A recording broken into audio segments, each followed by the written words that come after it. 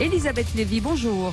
Bonjour Elisabeth. Cécile, bonjour Patrick, bonjour à tous. Alors vous voulez revenir ce matin sur un article dans le journal du dimanche, une enquête portant sur des musulmans français qui veulent quitter la France et rejoindre la Turquie. Racontez-nous. Enfin, qui l'ont quitté. Oui, c'est un article qui est signé Kylian Kogan, qui est le correspondant à Istanbul du JDD, et ça s'appelle donc ces musulmans français qui s'expatrient chez Erdogan. Alors il cite par exemple Thibault, 32 ans, qui est un ancien boulanger isérois converti, il dit reconverti à l'islam.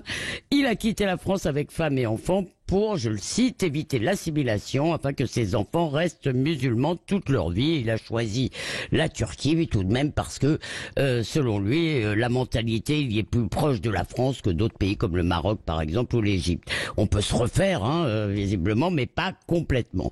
Alors, c'est déjà un phénomène sociologique, parce qu'il y avait aussi hier un long article sur le sujet dans le New York Times, intitulé « Le départ en sourdine des musulmans de France ». Alors, évidemment, le New York Times n'y va pas avec le dos de la cuillère. Ces gens fuient la supposée islamophobie française, les discriminations, le plafond de verre, et ils choisissent soit les sociétés multiculturelles comme la Grande-Bretagne où ils seraient déjà 2500, les États-Unis, le Canada, soit des pays musulmans comme Dubaï qui a beaucoup de succès aussi, et la Turquie.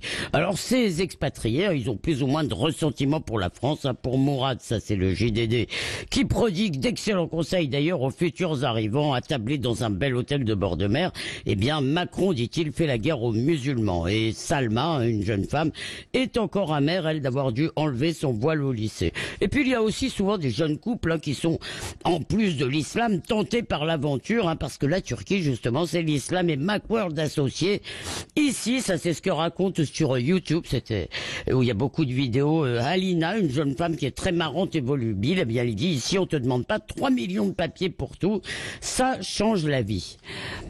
Voilà, c'est ça. Alors, à travers ces témoignages, qu'est-ce que l'on peut dire? Est-ce que ça veut dire que la France perd une forme de richesse ou pas, Elisabeth Lévy? C'est ce que dit le New York Times, bien sûr, et il est vrai que les émigrants sont souvent les plus diplômés, les plus dégourdis, et ça d'ailleurs c'est vrai pour tous les jeunes qui partent, musulmans, pas musulmans.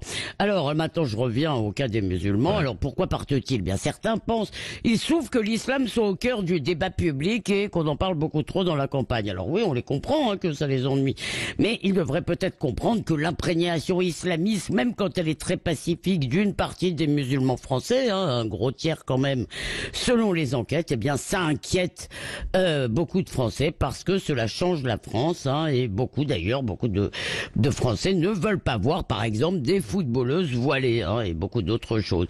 Et puis aussi, soit talentueux soit-il, ces citoyens qui n'aiment pas, qui n'adhèrent pas aux règles implicites de la vie en commun, eh bien ils ne sont pas heureux et donc ils ne sont pas une richesse. Ils n'aiment pas notre laïcité, ils n'aiment pas notre liberté d'expression, ils n'aiment pas nos caricatures. C'est leur droit, mais nous n'allons pas changer pour eux. La France, ce n'est pas McDo.